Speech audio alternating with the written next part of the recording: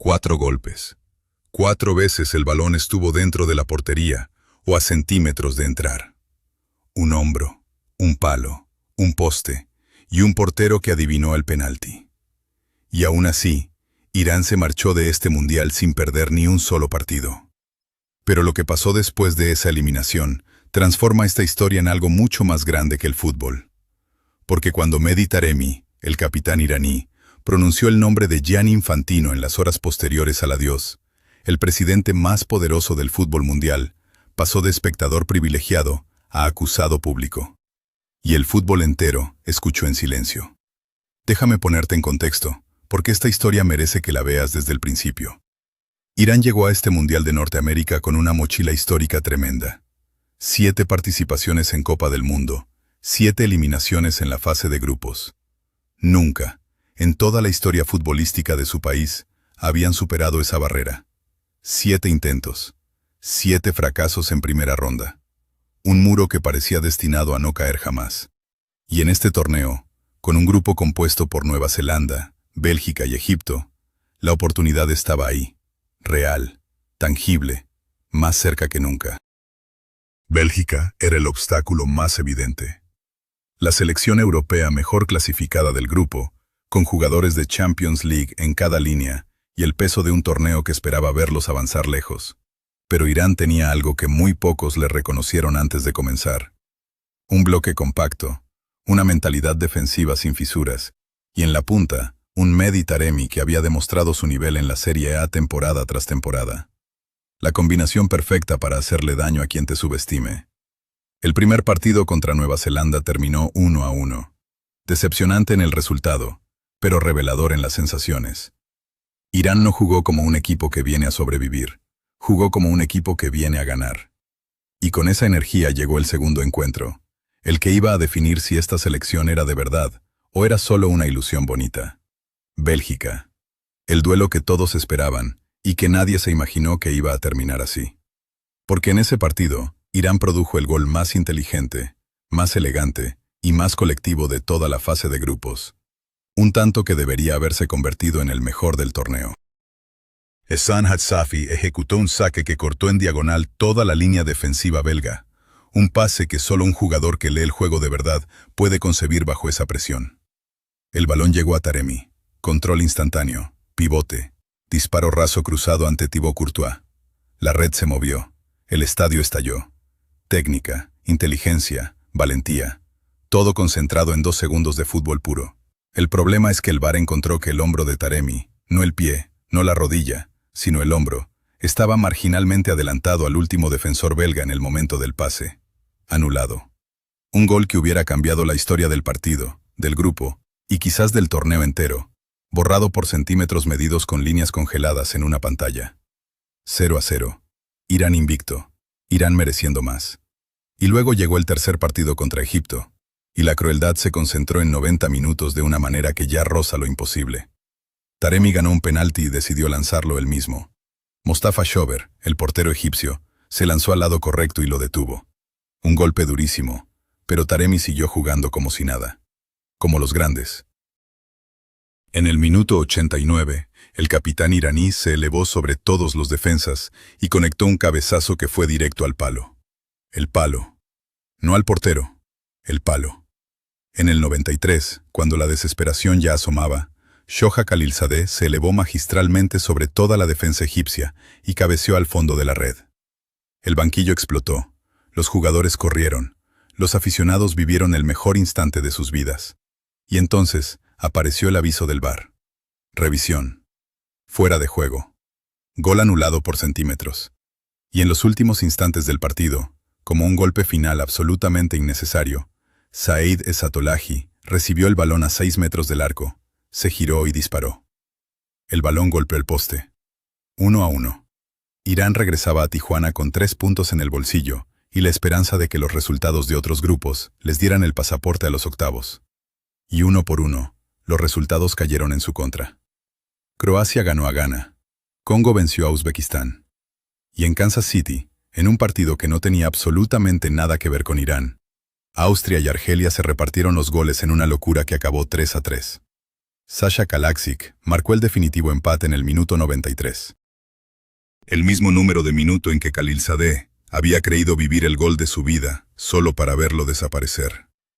La ventana se cerró. Irán terminó noveno en la clasificación de mejores terceros. Los 8 primeros avanzaban. Un puesto.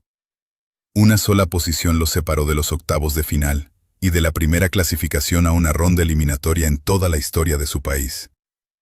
Si este tipo de análisis te engancha, el que va más allá del marcador y busca la historia dentro de la historia, dale a suscribirse ahora, porque lo más importante de este escándalo todavía está por llegar. Porque hay algo que muy pocos medios están contando con la claridad que merece. Irán compitió en este mundial en condiciones que ninguna otra selección del torneo tenía que soportar. Su base estaba en Tijuana, en México, y cada partido exigía un desplazamiento agotador hasta la ciudad de sede. Mientras el resto de selecciones llegaba con tiempo suficiente para preparar el encuentro, recuperarse físicamente y analizar al rival en condiciones normales, el equipo iraní aterrizaba con márgenes de preparación notablemente más reducidos que los de cualquiera de sus oponentes. Los recursos médicos, el personal de recuperación, los equipamientos de rehabilitación que hacen la diferencia entre un equipo preparado al 100% y uno que compite con las reservas en el límite, no estaban disponibles de manera consistente. La Federación Iraní de Fútbol presentó una queja formal ante la FIFA semanas antes de que terminara el torneo, exigiendo igualdad de condiciones en logística y preparación. La FIFA no respondió públicamente. Los viajes continuaron. La desigualdad persistió durante los 3 partidos. Y aquí es donde la historia se vuelve verdaderamente demencial. Gianni Infantino, el presidente de la FIFA, visitó el vestuario iraní en persona después del primer partido contra Nueva Zelanda. Se sentó con los jugadores y el cuerpo técnico. Y según las propias palabras de Taremi, le hizo una promesa directa, cara a cara, mirándoles a los ojos. Los problemas con los desplazamientos y la logística se iban a resolver, la situación mejoraría, el equipo tendría lo que necesitaba. El presidente de la FIFA. El hombre que preside la organización responsable de garantizar que todos los equipos compitan en igualdad de condiciones. Prometiéndolo en persona. Con la mano puesta sobre su propia palabra. No mejoró nada. Ni en el segundo partido, ni en el tercero. Las mismas condiciones, los mismos viajes extenuantes, la misma desigualdad estructural. Y Taremi, en las horas posteriores a la eliminación, cuando ya no había nada más que perder porque ya lo habían perdido todo, habló públicamente. Y nombró a Infantino. Sin eufemismos. Dijo que el presidente de la FIFA había entrado a su vestuario, había hecho una promesa, y esa promesa no se cumplió. Esto no es una queja abstracta, es una acusación directa, personal y documentada, contra el hombre concreto que dio la garantía concreta y no la honró. Es el capitán de una selección invicta apuntando con el dedo al poder que debía haberlos protegido. El seleccionador Amir Galenoei lo resumió en una frase que quedará grabada en la historia de este torneo. Que no creía que ningún equipo del mundo pudiera haber aguantado las condiciones que su selección enfrentó y seguir produciendo el fútbol que ellos produjeron. No lo creía. Y los números le dan la razón de manera aplastante. 3 partidos, 3 empates, 0 derrotas. Un cómputo de goles esperados que superaba con creces lo que los marcadores reflejaron. Un gol anulado por el hombro de Taremi. Un gol anulado por centímetros de fuera de juego de Khalilzadeh. Un cabezazo al palo, un disparo al poste, un penalti detenido. Con esa acumulación de golpes encima, bajo esas condiciones de preparación inferiores a las de todos sus rivales, llegaron a ser el 9º mejor tercero de la fase de grupos. Y no alcanzó por un puesto. La FIFA responderá cuando ya no quede más remedio.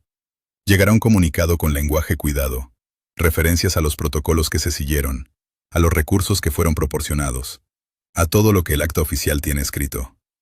Pero la FIFA no puede responder a una conversación que ocurrió en un vestuario, entre su presidente y un grupo de jugadores que le creyeron su palabra. Eso no aparece en ningún papel. Solo existe en la memoria de esos jugadores y en las palabras de Taremi. Y Taremi se ha asegurado de que el fútbol mundial las conozca.